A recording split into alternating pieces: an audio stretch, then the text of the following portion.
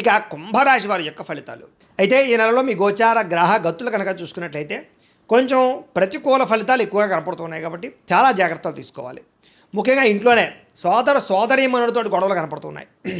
ఇంట్లో వాళ్ళతో మనశ్శాంతి లేకపోవడము, ప్రతిభకు తగ్గ గుర్తింపు లేకపోవడము, అలాగే వ్యాపారస్తులకి పెట్టుబడులు తగ్గ లాభాలు అయితే కనపడటం లేదు. బంధువులతో అభిప్రాయ భేదాలు, వ్యాపారం చేసే చోట నష్టాలు విపరీతంగా కనపడుతున్నాయి. ఓర్పు సహనం లేకపోవడం వల్ల కూడా ఏ పని ఎదరికి సాగటం లేదు. అప్పులు ఇవ్వడం కానీ అప్పులు తీసుకోవడం కానీ ఈ నెల పెద్దగా కలిసి రావడం లేదు. రియల్ ఎస్టేట్ వ్యాపారస్తులు కూడా పెద్దగా లాభాలు అయితే ఈ నెలలో కనపడటం లేదు. సంతానం వల్ల సమస్యలు, సంతానం వల్ల ఖర్చులు కూడా కనపడుతూ ఉన్నాయి. ఏదో కారణంగా అనవసరంగా వృధా ప్రయాణాలు, వృధా ఖర్చులు ఎక్కువగా కనపడుతున్నాయి. స్నేహితులు మిమ్మల్ని పాడు చేసే అవకాశాలు, చెడు వ్యసనాలకి బానిసలయ్యే అవకాశాలు కనపడుతున్నాయి. కాబట్టి అలాగే చెడు స్నేహితులకు దూరంగా ఉండడం మంచిది. కుటుంబంలో బాధ్యతలు పెరగడం కానీ, విధి నిర్వహణ పెరగడం కానీ, లేదా ఏదో రకమైనటువంటి ఆటంకాల తలెత్తడం కానీ కనపడుతోంది. అలాగే దూరంగా ఉన్న శత్రువులు కానీ, లేదా ఎవరో ఒకరు శత్రువులు మిమ్మల్ని ఇబ్బంది పెట్టడానికి ప్రయత్నం చేస్తూ ఉంటారు.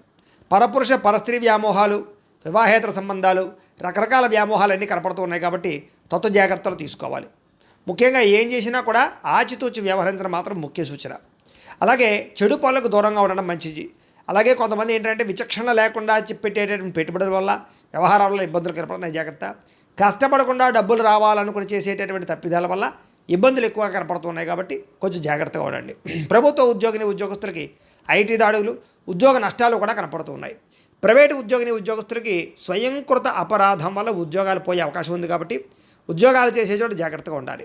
నోరు జారడం వల్ల, మాట జారడం వల్ల గొడవలు, శారీరక కోరికల వల్ల ఎవరిని పడితే వాళ్ళు కలవడం వల్ల ఇబ్బందులు, చిన్న చిన్న అనారోగ్య సమస్యల వల్ల వేధింపులు, డబ్బు విపరీతంగా ఖర్చు అవ్వడము, అప్పులో చేయవలసి రావడము, పాత అప్పులు తీర్చలేకపోవడము, పెట్టిన పెట్టుబడులు వృధా అవ్వకపోవడము,